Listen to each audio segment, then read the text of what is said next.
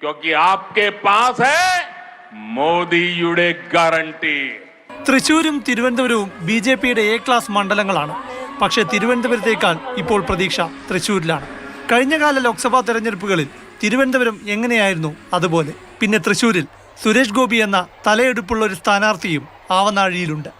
അതുകൊണ്ട് തൃശൂരിങ്ങെടുക്കാൻ മോദി നേരിട്ടിറങ്ങിയത് അതിനു പറ്റിയ സാഹചര്യങ്ങൾ ഒരുക്കിയ ശേഷമാണ്. मैं भगवान शिव की काशी का सांसद हूं और यहां भी वडक्कुम नाथन मंदिर में शिव खुद विराजे हैं.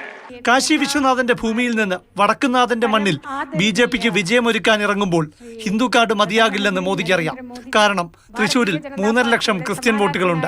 അതിനാൽ ക്രിസ്മസിന് ക്രൈസ്തവ മേലധ്യക്ഷന്മാർക്ക് വിരുന്നൊരുക്കിയ ശേഷമാണ് തൃശൂരിൽ പ്രചാരണം തുടങ്ങിയത്. हमने केरला की 60 लाख महिलाओं के बैंक अकाउंट खोले. ये सफलता कैसे मिली? മോദിയുടെ ഗ്യാരണ്ടി. തൃശൂരിൽ വികസനം പറഞ്ഞാലേ രക്ഷയുള്ളൂ. അതും എല്ലാ കാലത്തും ബി.ജെ.പി പറയും പോലെ മോദി സർക്കാരിന്റെ വികസന നേട്ടങ്ങൾ പറഞ്ഞതുകൊണ്ട് മാത്രം രക്ഷയില്ലെന്ന തിരിച്ചറിവാണ്. അതുകൊണ്ടാണ് പുതിയ ബ്രാൻഡ്, പുതിയ ഉറപ്പ്. आपके पास है മോദിയുടെ ഗ്യാരണ്ടി. ये किसे संभव बनाया? മോദിയുടെ ഗ്യാരണ്ടി. ये कैसे बने? മോദിയുടെ ഗ്യാരണ്ടി. ये कैसे संभव हुआ?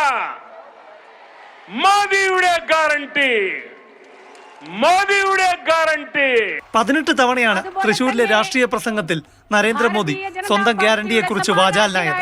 കേരളത്തിൽ മോദിക്ക് വോട്ട് ചെയ്താൽ ഫലമുണ്ടാകുമെന്ന സന്ദേശം. ബി.ജെ.പി വിജയിക്കാനുള്ള വളർച്ച കൈവരിച്ചിട്ടില്ലെന്ന യാഥാർത്ഥ്യവും അകത്തി നിർത്തുന്ന ഘടകങ്ങളുമാണ് മോദിയുടെ ഗ്യാരണ്ടി കൊണ്ട് മറികടക്കാൻ ശ്രമിക്കുന്നത്.